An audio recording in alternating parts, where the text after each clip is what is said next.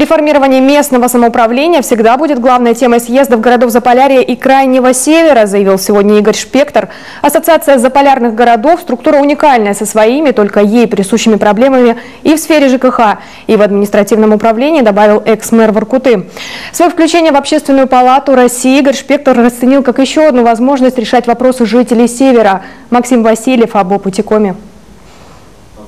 Тема полномочий – больное место всех мэров заполярных городов. Отвечать на большинство проблем у нас связаны руки, руководителям Севера уже надоело, а федеральные законы, которые вроде как руки эти развязывают, пока никак не подкреплены финансово.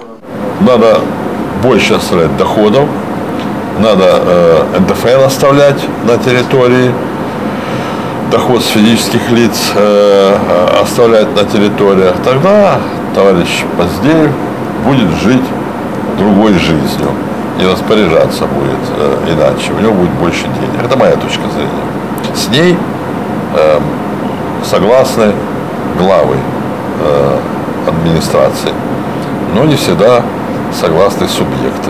В отлове бродячих собак и их содержании не все в порядке почти повсеместно. Бездомные псы все чаще терроризируют горожан, а попытки адекватных ответов либо блокируют прокуратура, либо нелестно преподносит журналистское братье. Конечно, есть исключения, как, например, в нашей республике, но ситуацию спасет только федеральный закон, считают заполярные мэры. Можно лишь порадоваться за Республику Коми. И вообще у меня вот сложились первые впечатления, что в Республике Коми очень хорошие взаимоотношения между главой республики Вячеславом Михайловичем и руководителем муниципальных образований.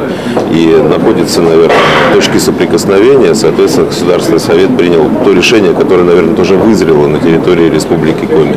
Но чего греха таить, так происходит далеко не на всех территориях Российской Федерации. А, как я уже сказал, проблема носит системный характер.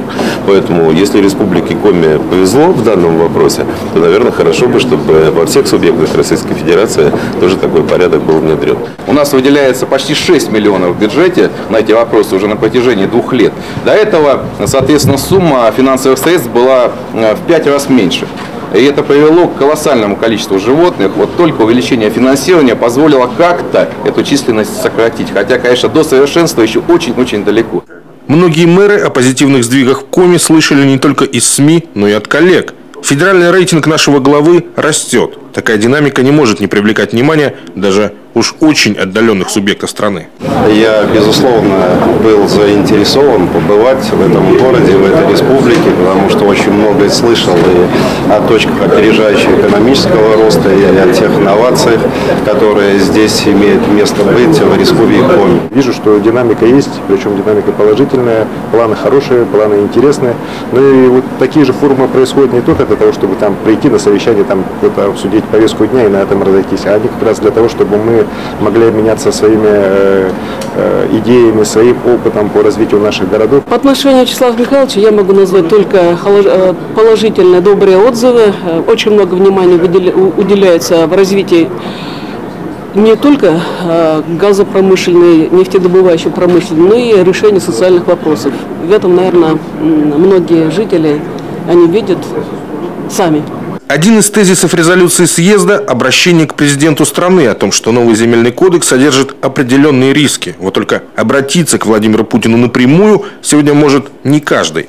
Авторитет президента Союза заполярных городов Игоря Шпектора сделать это позволяет.